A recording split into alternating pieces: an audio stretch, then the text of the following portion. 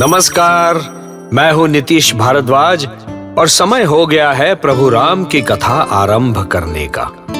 तो चलिए हाथ जोड़कर मगन होकर इस कथा में रममाण होते हैं। लगातार 4 दिनों तक युद्ध करते हुए सौमित्र लक्ष्मण ने इंद्रजीत मेघनाद का वध कर दिया। अपने प्राणों से प्रिय पुत्र मेघनाद की मृत्यु का समाचार पाकर दशानन के क्रोध के सारे बांध टूट गए और इससे पहले कि उसके क्रोध की ज्वालामुखी अपनी लीला करती, प्रहस्त ने रावण को अपने क्रोध को वश करने को कहा, क्योंकि अभी भी रावण का तरकश खाली नहीं हुआ था। उसमें अभी सबसे शक्तिशाली अस्त्र शेष था और वो अस्त्र था पाताल लोक का स्वामी अहिरावण।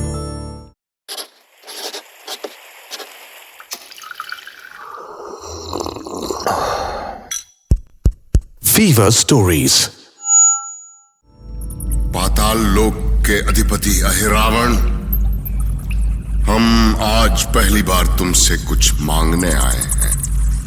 आदेश करें महाबली लंकेश। त्रिलोक जयी दशानन की सहायता करके मेरा जीवन धन्य हो जाएगा। रक्षवंश संकट में है अहिरावण। अयोध्या कुमार राम के साथ युद्ध करते हुए हमारे समस्त योद्धा मारे गए, यहां तक कि हमारा पुत्र इंद्रजीत भी। क्या राम अभी तक जीवित है लंकेश?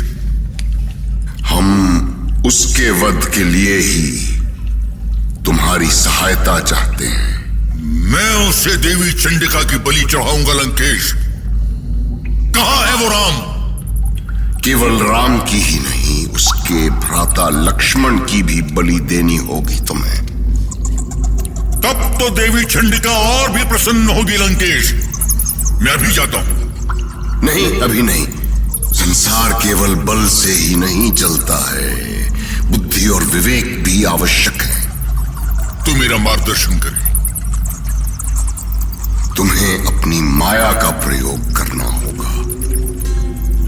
आज रात्र में तुम्हें राम के शिविर में पहुंचकर राम और लक्ष्मण का हरण करना है। शिविर में उन पर किसी प्रकार का बल प्रयोग किया तो हम उसी पल ये लड़ाई हार जाएंगे। आपके आदेश का पालन होगा। एक बात और, राम की रक्षा में हनुमान नाम का एक वानर है, उससे सावधान रहना। एक वानर मेरा क्या बिगाड़ सकता है महाबली? वो साधारण वानर नहीं है अहिरावण, इसलिए किसी भ्रम में मत रहना। और सुनो, तुम्हारा ध्यान उस वानर पर नहीं, अपने लक्ष्य पर रहे।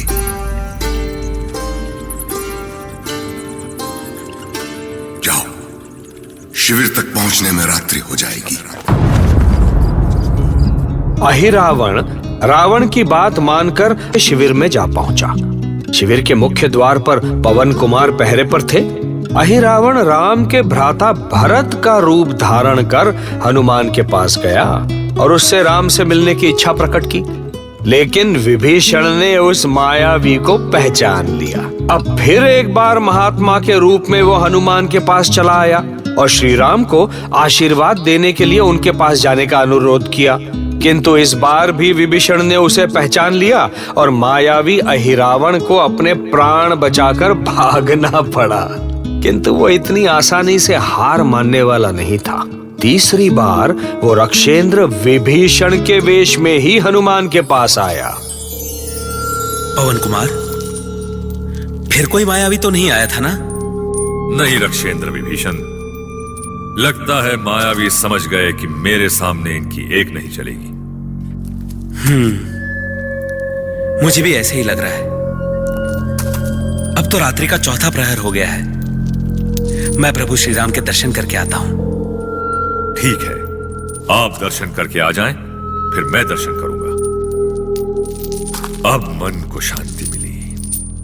कैसी विचित्र काल रात थी ये, पर प्रभु ने मुझे इस संकट से बचा लिया। अब तो रात भी बीत गई और मैं चिंता मुक्त हो गया। जय श्री राम। नहीं पवन कुमार, अभी रात्रि शेष है। रक्षेंद्र विभीषण, आप यहां? आप तो प्रभु श्री राम के दर्शन के लिए गए थे। ये क्या कह रहे हैं पवन कुमार? क्या हो गया है आपको? कहीं आप कोई मायावी तो नहीं? रक्षेंद्र विभीषण तो अभी अभी गए हैं। इसका अर्थ यह हुआ हनुमान कि आपने किसी मायावी को मार्ग दे दिया। हे प्रभु, भारी अनर्थ हो गया। मेरा बार बार आपसे निवेदन करना व्यर्थ गया। चिंता की बात तो यह है कि आप इतने भावुक हैं कि मायावी शक्तियों को पहचान भी नहीं पाते। हनुमान, पवन पुत्र हनुमान के तो मानो पैरों तले जमीन खिसक गई। अब क्या होगा? कहां ढूंढेंगे हनुमान प्रभु श्री राम को? ये हम जानेंगे रामायण की अगली कड़ी में।